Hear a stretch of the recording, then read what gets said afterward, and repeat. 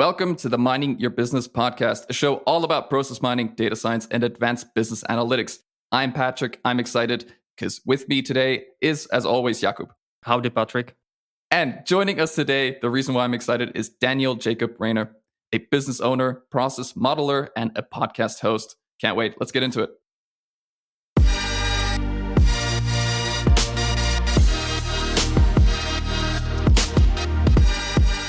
Hey, process miners. In today's episode, we have invited essentially what is our Australian counterpart in the process mining content world, Daniel Jacob Rayner. Daniel, welcome to the show. Thanks for having me, guys. So excited to be part of the show. I was thinking about how to introduce you, and I figured out I would share some numbers with the audience. So in my eyes, you are the influencer when it comes to the business process. And we will dig into that in a lot in our episode today. But before we do, let's get to the promised numbers. So you have a YouTube channel. And by the time of this recording, you actually already have 80 episodes. That's 80 episodes with the real live guests, on average about 45 minutes, which in total is 2.5 days of talking with people about business processes. I mean, that is absolutely massive. I just wanted to say how great it is that you're doing this and what kind of value you're bringing to the audience. Congratulations on that. It's I haven't actually looked at those numbers, so that's really interesting for me to hear that I've been talking about it for 2.5 days. Well, I can't say I've been talking about it. I guess I've been, giving a platform for my guests to share their knowledge, and if I can throw my 2 cents in, I will as well. And it is really some platform because it's not only the YouTube channel, but it's also your LinkedIn where you have a massive network of, and again, I will say the number, it's over 16,000 followers. So I think if there is some, I don't want to say messiah who's spreading the word, but we have this, I think our previous guest coined this world of the Sherpa on the process mining world. So you are kind of this Sherpa on the BPM world where you are really helping people, helping the audience with the topic. So once again, big thumbs up for that. And so how did you get into this field? Because when I was checking on your LinkedIn profile, it didn't really start in, let's say, engineering or business school. And yet here we are. Yeah, definitely. It's been a bit of a journey, and I guess to go back to coming out of high school for me. I'm in Australia, in Brisbane, Australia. Grew up here. When I went to university, I actually did a film and TV degree because that's something I was really fascinated and interested in. Coming out of university, I started my own video production company because, our lecturers would tell us how hard it was to, make it in the video world.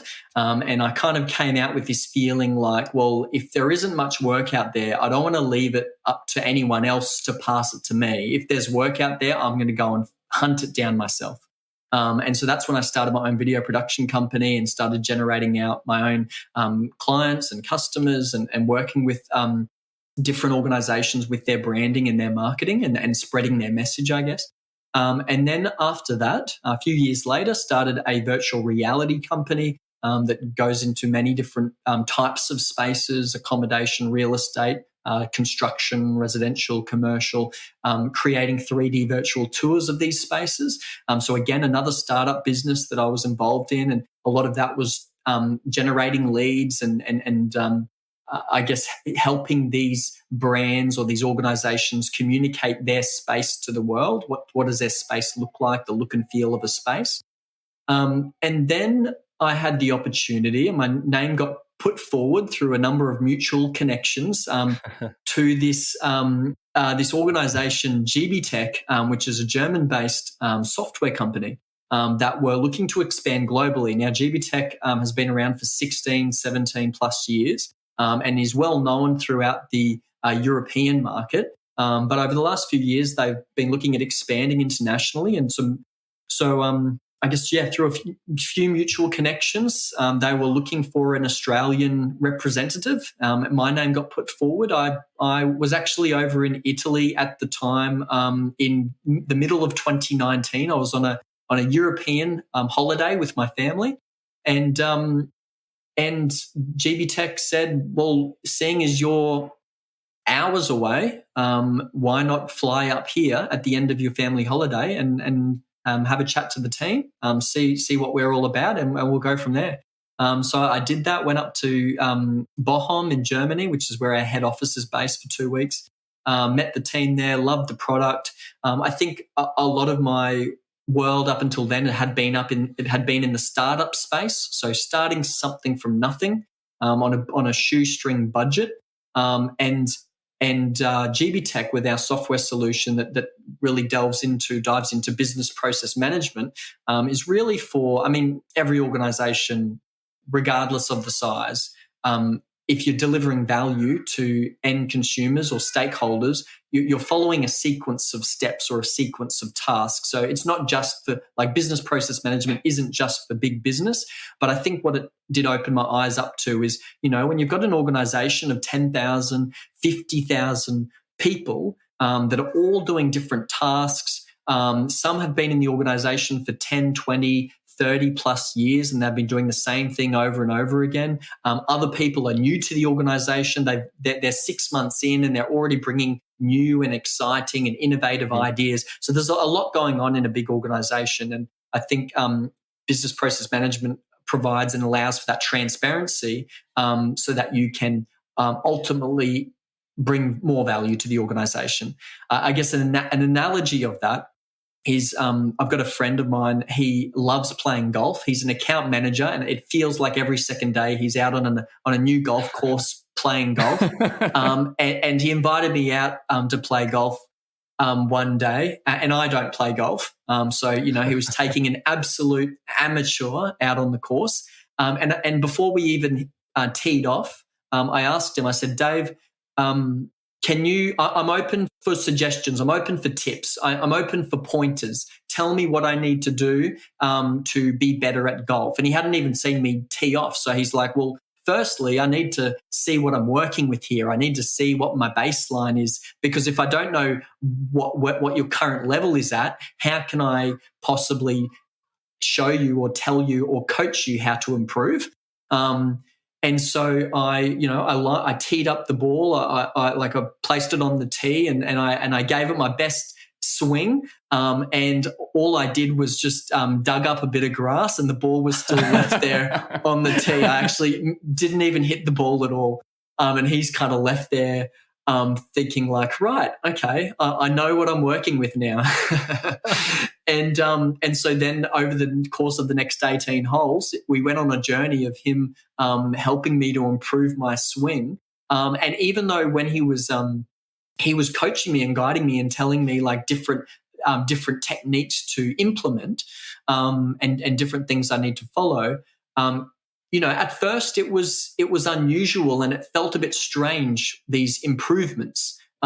Because it's not how I'd always sort of hacked at the ball. There was a little bit more thought going into it, and it was a bit foreign to me.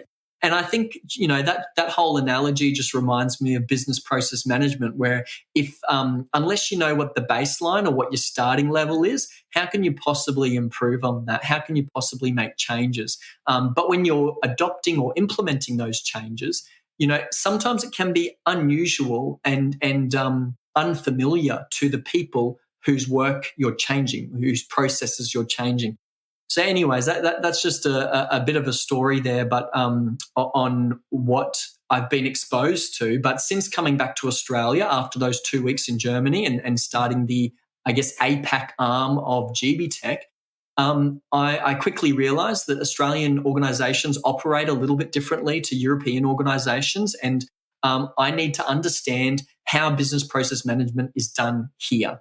And so that's where I decided to start this podcast series because, I was having conversations with different people, and I was hearing a lot of different challenges and hurdles, and people were saying things like, I don't know how to pitch to my senior leadership, pitch the value of BPM.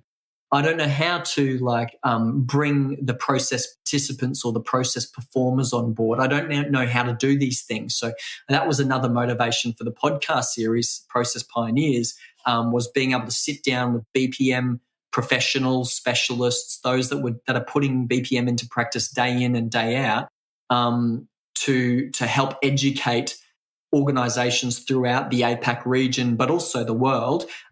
This is how BPM can be done and can be done well, and these are the things you need to consider when putting BPM into practice. I guess the podcast series has, it has gone really well, and I've got, as you were saying, we're up to 80 episodes now, and that's certainly helping GBTEC and our expansion into this area as well. So yeah, that's my journey so far. Wow. Daniel, that is so funny because you have answered pretty much half of the questions that we had written for this episode already in that. So let's dive a little bit deeper into your podcast. So you already answered the question, what's the motivation for starting a podcast? Really just educating people about the things that you're doing. And it is very very funny because we want to kind of do the same thing with process mining, right? So we come at it from the same angle.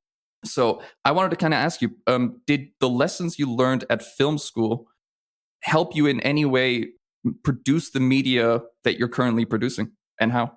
Yeah, definitely. I think at film school, you learnt a lot about creating beautiful imagery and how do you create excellent pieces of art. I think coming out of film school, what I realized was beautiful pieces of art, one, don't necessarily sell things. There's not a clear relationship between incredibly beautiful and well executed pieces of video and selling.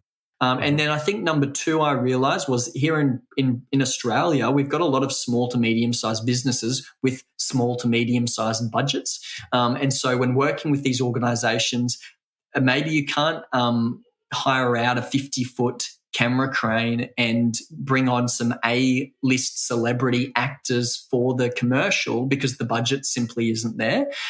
So I guess it's looking at how can you, ultimately, I don't want to go down the rabbit hole, but yeah, when using video for marketing, it's like, what message are you trying to bring across to your audience and what's going to be valuable for them? And so I think starting this podcast series, I think, one of the biggest things I kept at the forefront of my mind was for this podcast to be a success, I need to have consistency.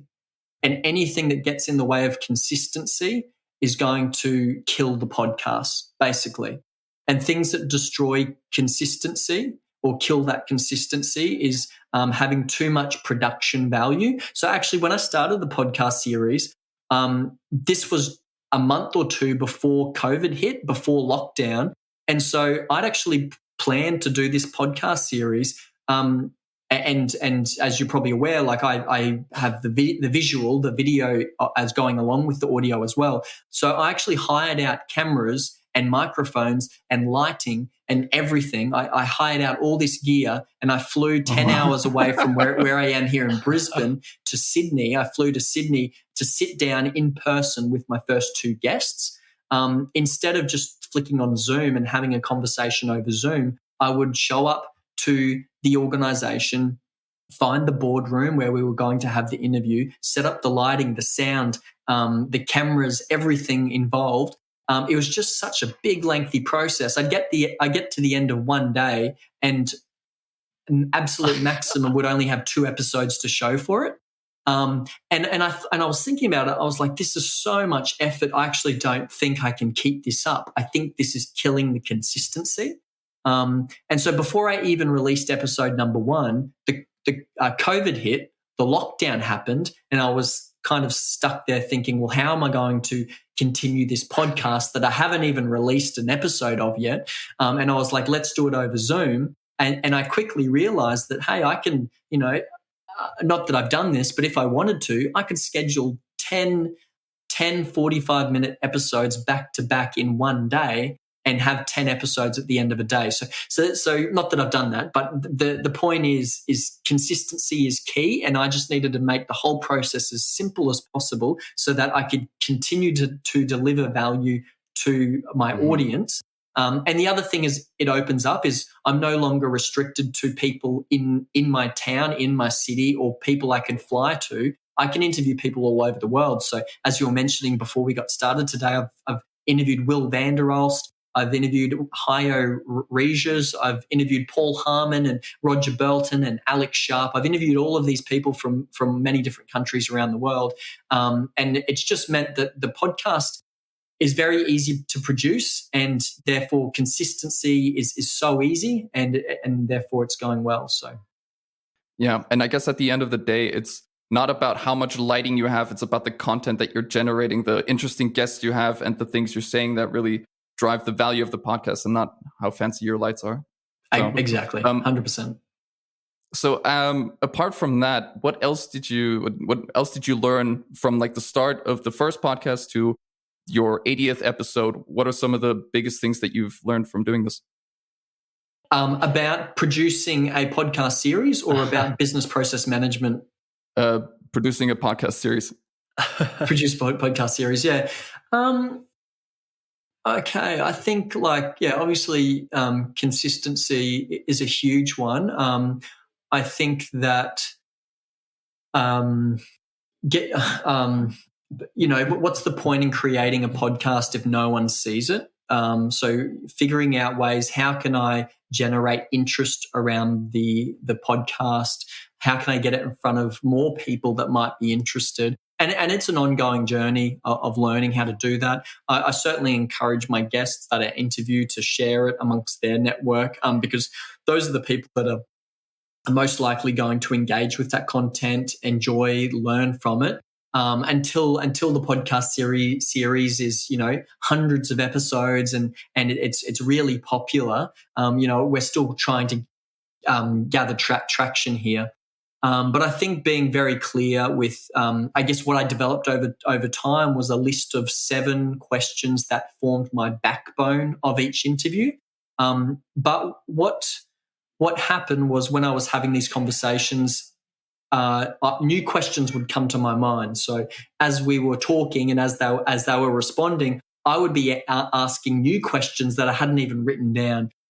So I guess being able to be flexible with that. And also, I guess one thing I did implement halfway through was, it's good to have those 7 questions as a backbone, but also understanding from my guest, what is it about the topic of business process management that fascinates you right now?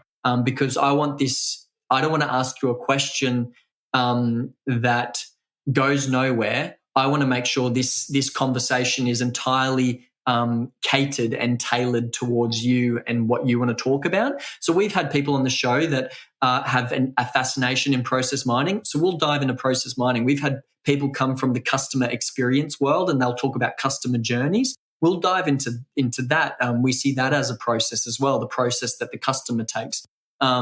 We've talked to people that are more heavily focused in change management. So how do you deal with people when roles and positions and jobs and tasks are changing? And so we'll tailor the conversation towards what their area of expertise is. So those are a few things that we've picked up along the way, but always learning, always adapting. My conversation with Will van der Alst, actually, that was a little bit of a unique one because I threw out all of my questions. The week leading up to that interview, I put out on LinkedIn, hey, everyone, I'm interviewing Will van der Alst. What do you want me to ask him? And so I put it out to our audience so that they could gather together questions. And I actually just spent the whole conversation with Will asking the audience's questions. And I think moving into the future, I would like to incorporate more audience engagement. So whether we do live podcasts or things like that, where the audience can actually listen to it live and submit questions, I think that's kind of the direction that I'd love to see it head in. While you're actually talking to these people, and I think for the usual business people who don't have such a strong voice outside of their organization, maybe So it's pretty interesting to bring them and put some light, put them into the light, which is awesome. Are you noticing that there is some commonality among the guests speaking in the business processes, and maybe some trends toward the future? Where are we really right now, and where are we heading? Yeah, I think that in terms of trends and what I've been noticing, there are a few key trends that come up in each of the conversations. I will say that depending on their background, what they're noticing or what they would encourage other BPM practitioners to do may vary slightly. So, some because I'm interviewing academics, I'm interviewing consultants, I'm interviewing people that are working internally at an organization. And I guess really depending on where their BPM experience is at or their maturity level is at, will play into where they think BPM is heading, or where they would encourage people to invest their time, effort, and energy. So some people have a real focus on get the foundations right. Before you dive at technology, before you look into this, before you look into that, do you have a BPM, a culture that fosters a business process management mindset? Do people even understand that the tasks they're performing are actually a process? Is there process ownership in the organization? So is there someone that has stuck up their hand and is saying, I take responsibility for this process. If it goes really well, then yes, I take responsibility. If it goes poorly, I take responsibility. Do you have process ownership? Do you have buy-in from senior leadership? And I think this is one where I could get people on two sides of the coin with that one. Some people are like 100%. You can't do anything without senior leadership in sponsorship. You can't do it without the sponsorship from a C-level executive. We simply don't have the resources, the budget, the time. We don't have anything if we don't have sponsorship from them. And then on the other side of the coin, I'll have some people that are like, well, until you get that sponsorship, you need to prove value. So start small, start on a small project, start adopting something on a small level, on a small scale, prove that value. And I've heard countless stories of a team that will adopt business process management. They'll get a small win, a small, quick, easy win that delivers value. And then another project will notice, wow, that like you guys did so well with that project you were on. What did you guys do? How did you guys approach that project? We were adopting business process management. We had transparency around what we were doing. We were able to improve and optimize what we were doing. So then it spreads to a project team. And then the wider business unit notices, the wider department will take notice. And then when a department is being fully transformed by the power of business process management, then you can be pretty confident that the senior leadership or your C-level executives are going to be like, wow, why is that department outperforming every other area? And then before you know it, it's spread across the organization. As long as it's bringing value, and that probably brings on to another thing that another major point is that traditionally there's been a lot of process mapping, a lot of documenting processes, but without a clear why, why are we doing this, without a clear purpose, without a clear end goal. And so organizations will spend 2 years, 3 years mapping out all the processes. They'll get to the end of that time, and those processes will just sit there collecting dust. And it's no wonder why there's senior leadership out there that looks at BPM and questions the value of it, because we did that a couple of years ago. We've already done process mapping and it didn't deliver any value, but I would say that there was no real purpose. There was no real driver behind it. You just documented processes for the sake of documenting. But where was the ongoing improvement? Where was the ongoing optimization? Where was the automation? Where was beyond just that documentation step? And so I think that's another huge key is when doing BPM, what's your why? Why are you doing this? And I think that's going to help you see the big picture, so that it doesn't just sit there, collect dust, but it actually gets used and actually delivers value to the organization. That's an interesting thought. What are your thoughts on once the C-level management actually delivers the sponsorship, and the difference between that and it coming from the users themselves? Is there a difference between the responsibility of these processes and the purpose of these processes when it comes from those two different directions? Yeah, good question. I think if it has been if the idea or the concept's been adopted from the top down, I think it is much easier to ramp things up quicker. Like you get resourcing, you get budget. As GBTEC, we work with organizations to adopt a business process management suite of different products, and so we work with some organizations that right from the start they've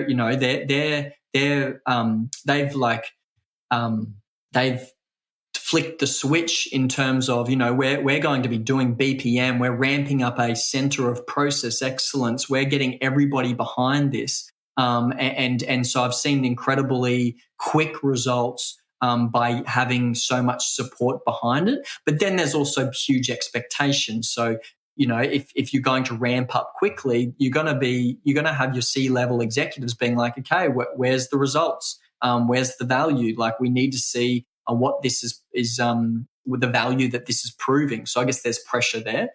I guess coming from the bottom up approach, and this tends to be when there isn't a center of process excellence. Maybe I've heard stories where in a company of 4,000 people, there's one person that's been tasked to look at and manage the organization's processes. They clearly are very immature when it comes to process management, and they don't value it. And so this person's kind of like, what the heck do I do? Like, where do I begin? Like, I'm one person. Where do I even start? And so Sure. I think for that person, starting on a small scale, just finding one process that you can improve and make better, and deliver value. It is a slower process, but it is a process of building momentum, proving it on a small scale, then a little bit bigger, then a little bit bigger. So there is two different approaches there, and I've seen both. I think. Is one right or wrong? Is one better than the other? I think it totally depends on the organization and the sponsorship that you have. But whether you've got sponsorship or not, don't let that stop you from making a start. Right. Before you even get there and start adopting the business process or start working on that with your organization, whether it's bottom up or top down, it's kind of probably even your job to introduce this BPM to the people, and be it through your daily job, daily tasks, at what you're doing with your company, or through your channel, through your podcast. And if I'm completely honest, this business processes and BI in general, to me, it sounds very boring. It's not this, everybody wants to work for Google, everybody wants to work for Tesla. And nobody wants to work in a BI company because you always see those very boring buzzwords like smart, predictive, fast, intuitive, data-driven. And I could go on. If you just open any homepage of any business process company or process mining company, us included, obviously, you just see this huge list of buzzwords and you're thinking, okay, but what is it actually doing?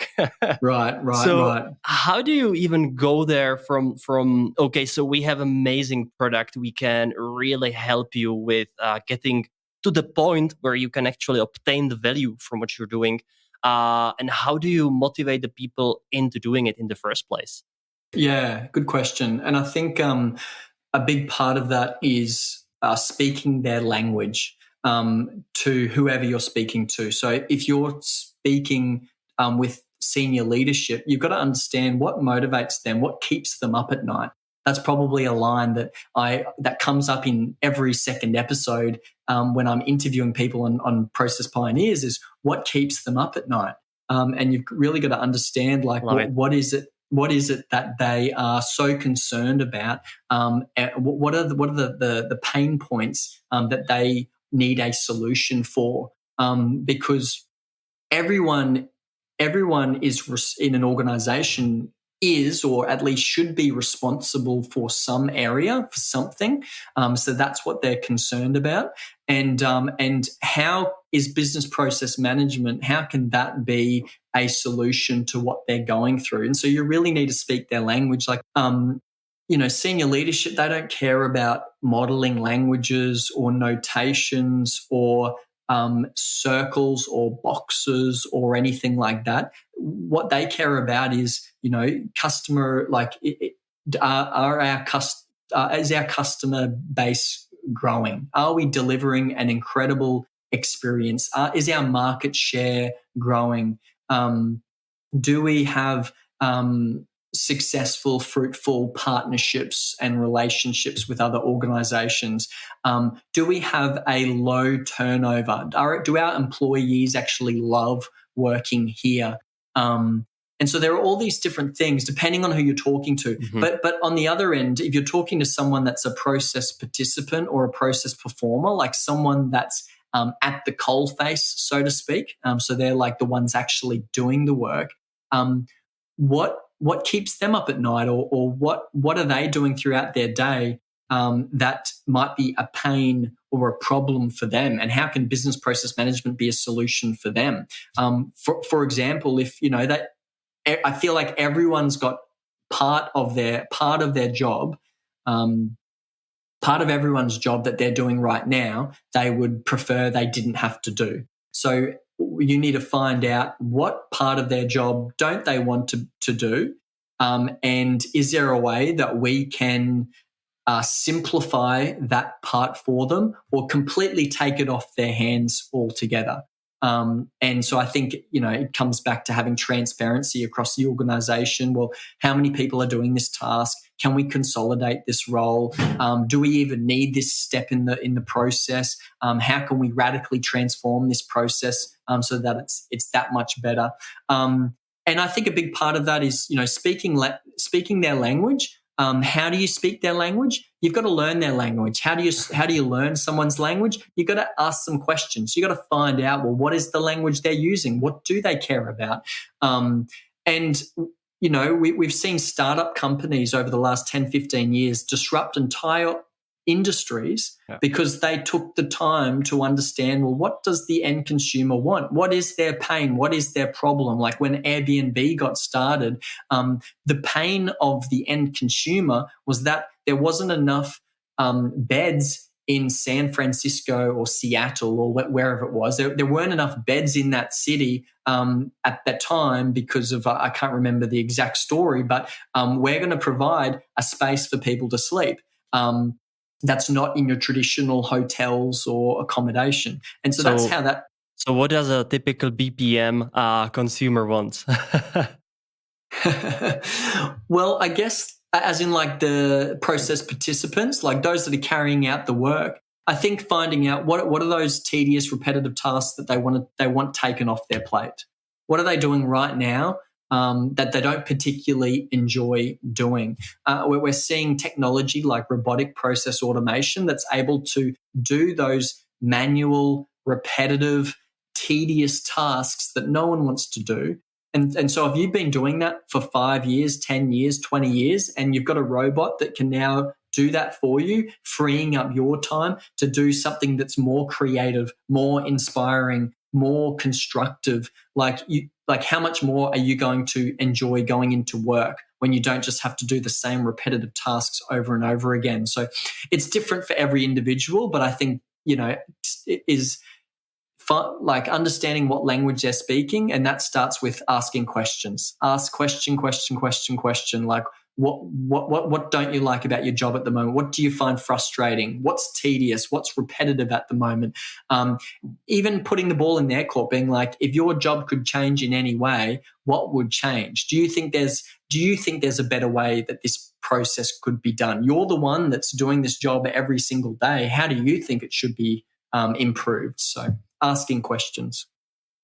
Is it always the case that everybody has a good answer to these questions? And how do you deal with when you don't get the right answers or the informative answers to the questions you're asking?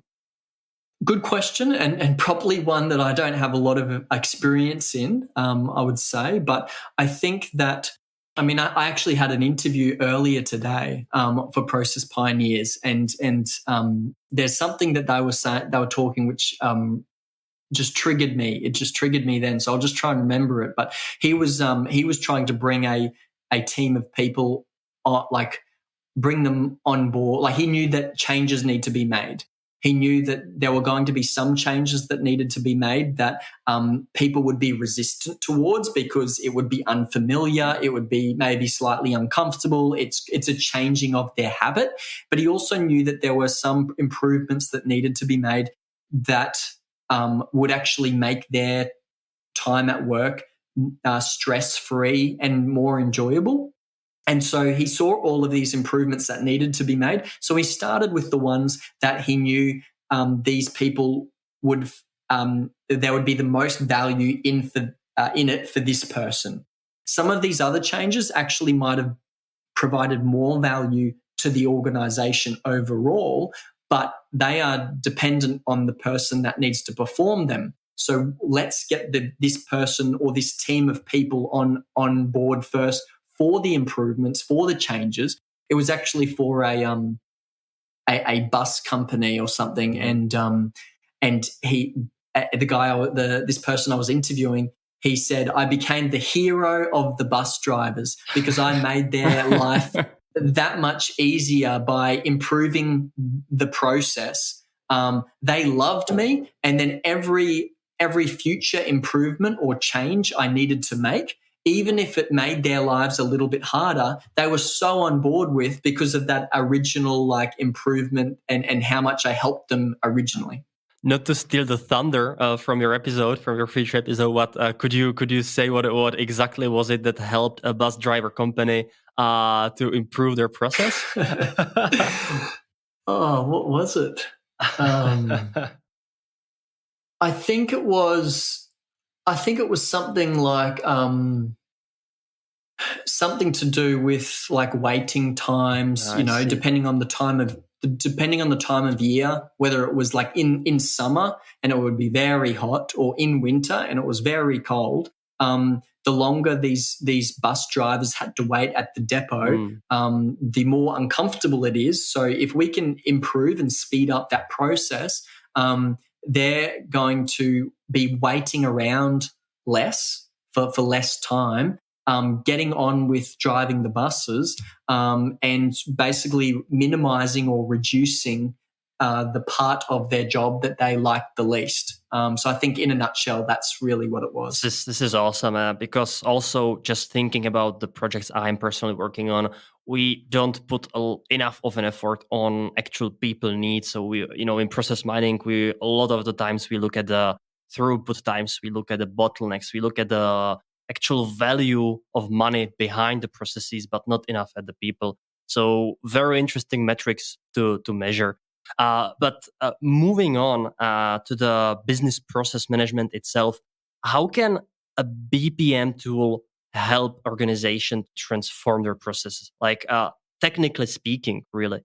Yeah, I think as I mentioned earlier, I would start with transparency. I think is a huge one. As I said, with the golf analogy or example, my mate, my friend, my coach, if you wanted to call him that, he simply couldn't offer me any suggestions or improvements until he saw what he was working with. And so I think with organizations, until you have transparency in what's actually going on in these processes. How can you make any improvements? Because it's not just about what's going on in this part of the process.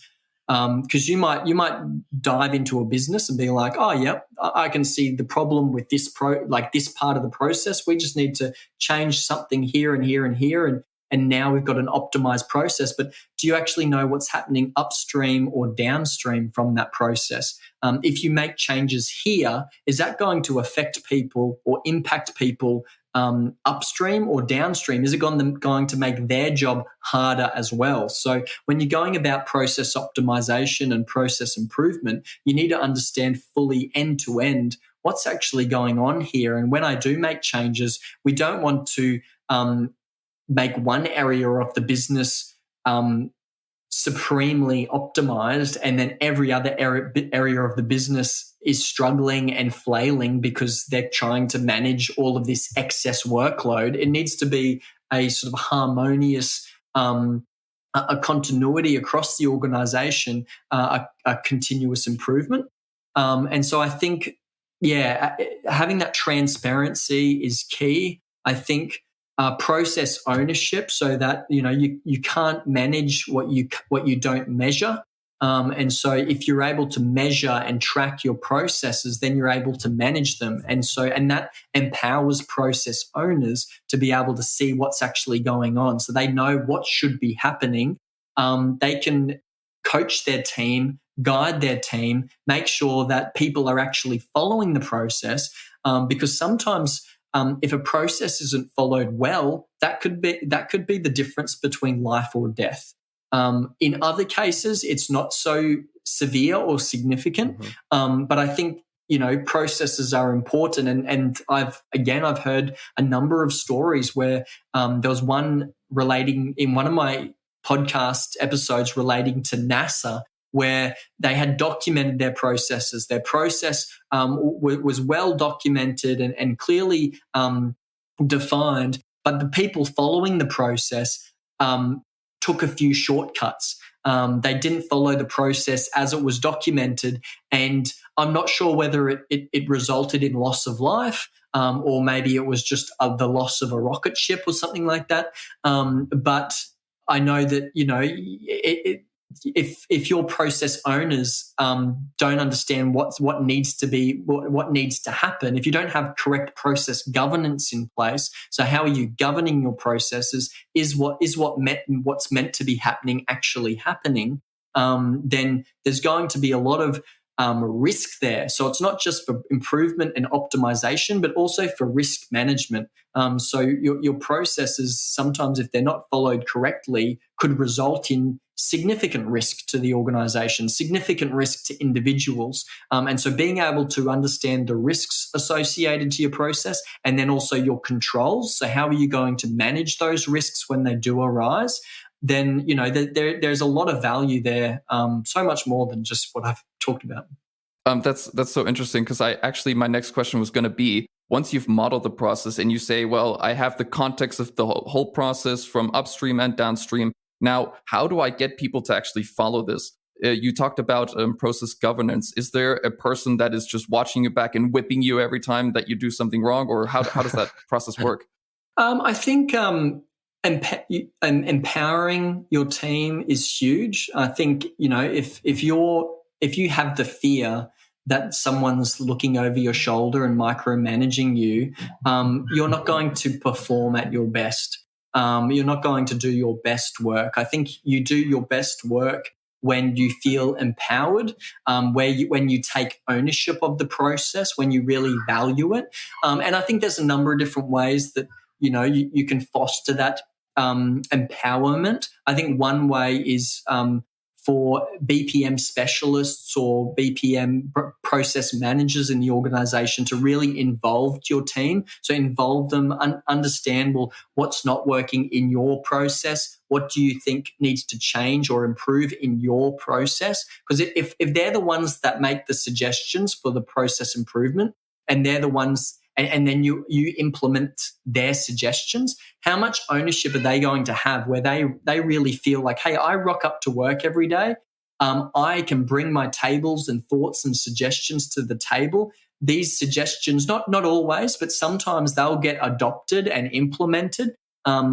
And I can really like bring, as a creative individual, because we're all creative individuals, I can bring my best to this organization and see it make a real difference. So I think a key part is empowering people so that they want to follow the process. They want to do it well. I think another way for like obviously analysis and reporting is having KPIs associated with the process. So what should the performance of this process be?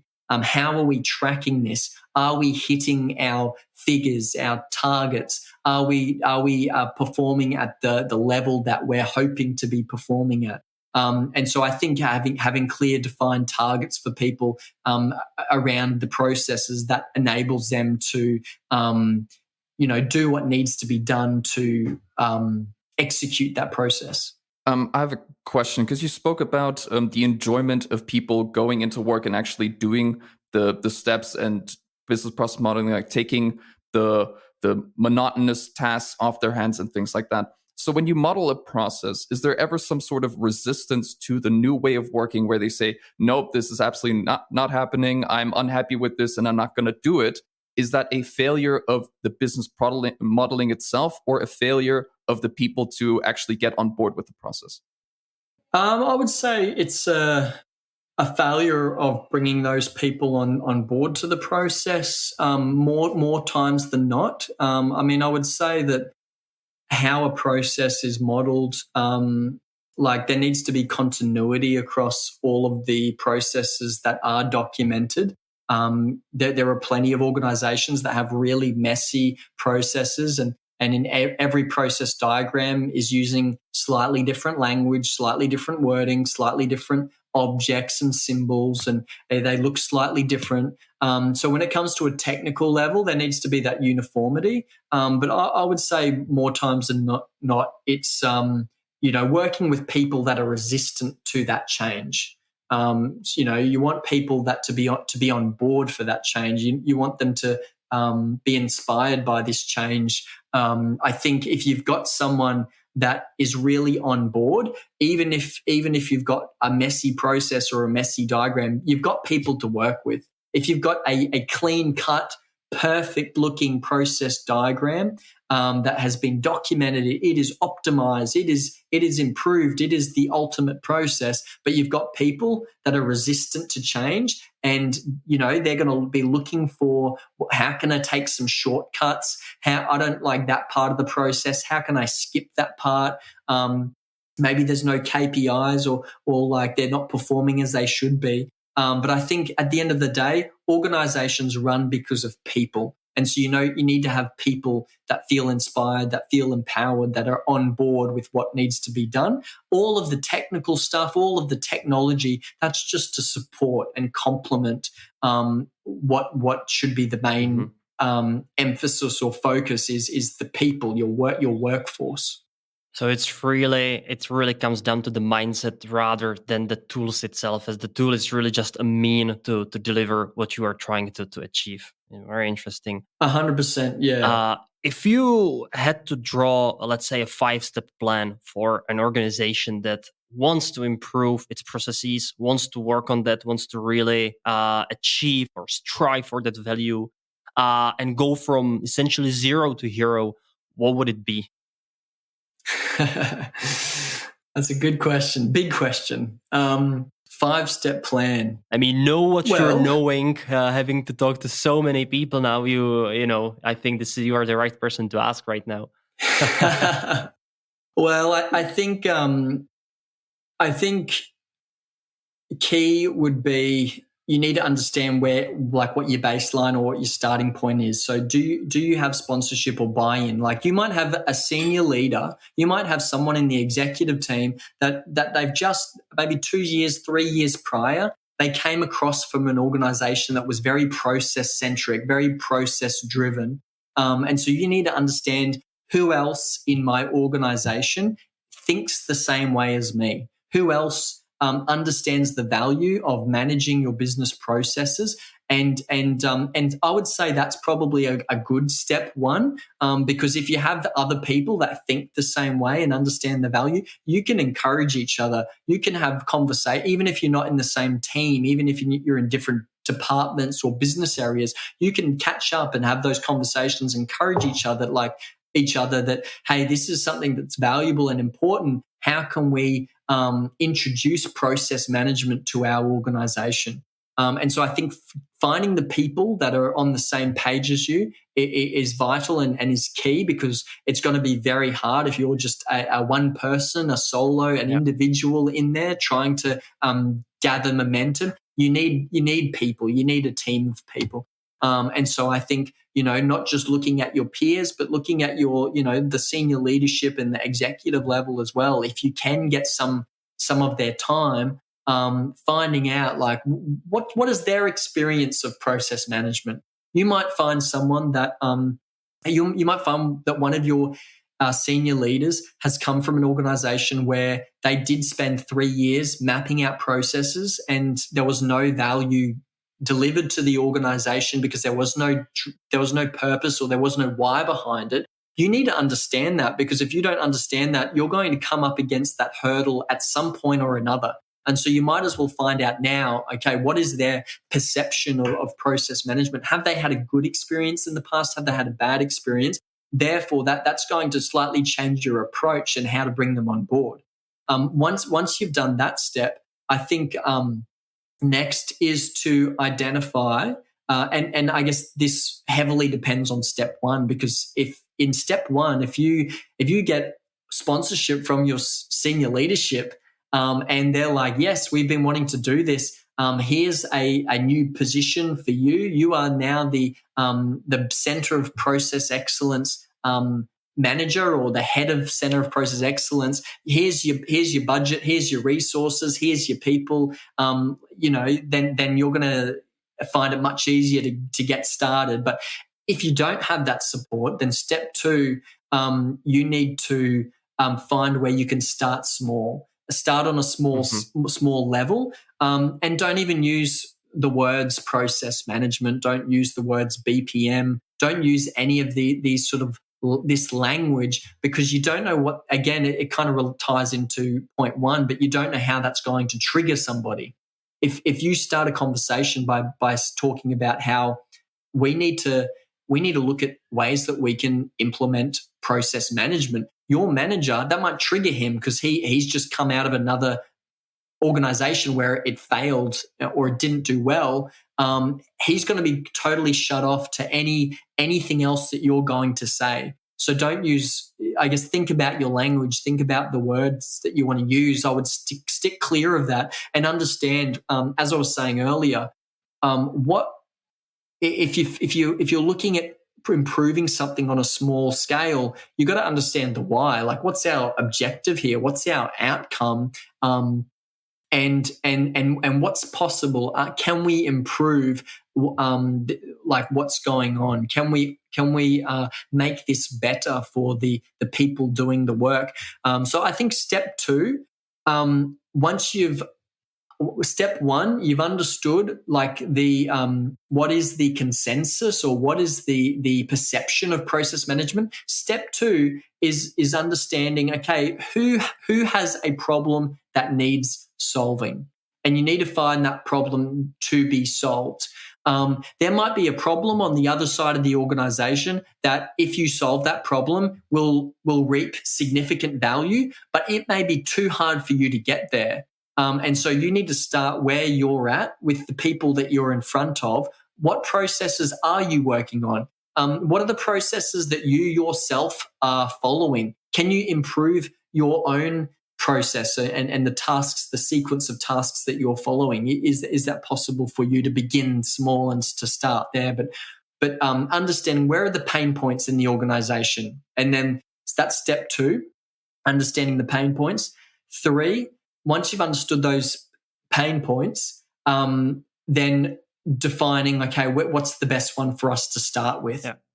You pick one and focus on one. Don't spread yourself too thin. You don't want to get to the end of 6 months and you have started working on 12 different processes. You want to get to the end of 1 month and have achieved significant value in a very small area, because that small win there, as long as it has improved or is giving additional value to the organization, then you look for the next one. You look for the next one. And for anyone who solves problems on a regular basis knows, if you're solving problems, you're going to quickly find that you're going to have more problems thrown at you. And so if you're the one that's creatively thinking of ways to solve these problems by improving the processes, then you're going to have your manager, you're going to have other teams, you're going to have people coming to you to being like, hey, you're solving all of these problems. We've got some problems for you to solve now. And before you know it, you're going to have all of this attention because you're bringing significant value. And if you still haven't got that buy-in from senior leadership, then who else has a similar mindset, has a similar thinking that you can multiply your work, you can multiply what you're doing, you can bring people on board and start a mini movement inside of your organization that is thinking along this sort of process-centric way of thinking or this process-centric approach. And so, I forget what step I'm up to. I know I haven't done all 5, but those are a few things that almost there. I would be. Those are a few things I would begin with. And then again, I think it's different for every organization. So every organization is going to come up against different obstacles. You're going to face different people that will present different hurdles. You'll have some people that are like, but I don't have time to do this. I don't have the headspace to do that. I'm familiar with doing it this way. Why do I need to change? So you're going to face this in one way or another. But there are a few points, probably not 5 points, but I'm sure as we keep talking, more ideas will come to my mind. Daniel, you absolutely left me speechless because like these points and these insights are really eye-opening. And I am myself right now thinking, what can we as an implementation partner or as a consulting company can do already better? How can we structure our work better so that eventually we end up giving even more value to our customers than what we do now? So this has been really, really great. Before we wrap up the episode, where can people go learn more about you, about your content, and eventually even get in touch with you? Yeah, I think I'm very active on LinkedIn. That's where I post all of my podcast episodes. I mean, my Process Pioneers, it's on all of the different audio platforms. We're on Apple Podcasts and iTunes, and which I think is the same thing, Spotify, Google Podcasts, like all the different platforms. I also put the episodes on YouTube because we have a video that goes along, like you can see us having the conversation. And then I post all of that on LinkedIn as well. But I'm very active on LinkedIn. I like connecting with people. I like asking questions. Most of my conversations, I'm just in LinkedIn is question after question after question, because I'm a big believer in, if you're doing the talking, generally you're not learning very much. Sometimes you are. I think when you do have the opportunity to talk, it really makes you think through what you're talking about. Like, do I actually believe in what I'm talking? But when you're asking questions, that's when you're learning and you're gleaning from other people that have different experiences and different perceptions and ideas to you. Yeah. But yeah, LinkedIn's definitely the best way to find me. Yeah, Daniel, I'm very much getting that sense because I've done very little talking. So that's kudos to you. I'm learning a lot just from talking to you. So Daniel, I really want to thank you. This was an amazing episode with you, listening to your experience, to what you've been through, and to even be able to put these thoughts into sentences is massive. So thank you once again. For all of you listeners out there, I hope you really enjoyed this episode as much as myself and Patrick did. You can find us also on LinkedIn. We are a bit less active than Daniel over here, but we are trying hard to get to that point. And Daniel, I hope we can, repeat this in another 80 episodes of yours and see where you moved on from that point. So thank you very much again for coming to the show. If you have any questions, if you want to get in touch, have some recommendation on the guest, just hit us on mindingyourbusinesspodcast@gmail.com. And as usual, we will be looking forward to next episode in 2 weeks. So thank you for listening. Daniel, Patrick, bye-bye. Thank you, Daniel. Perfect. That's amazing. Thanks, guys. Loved it.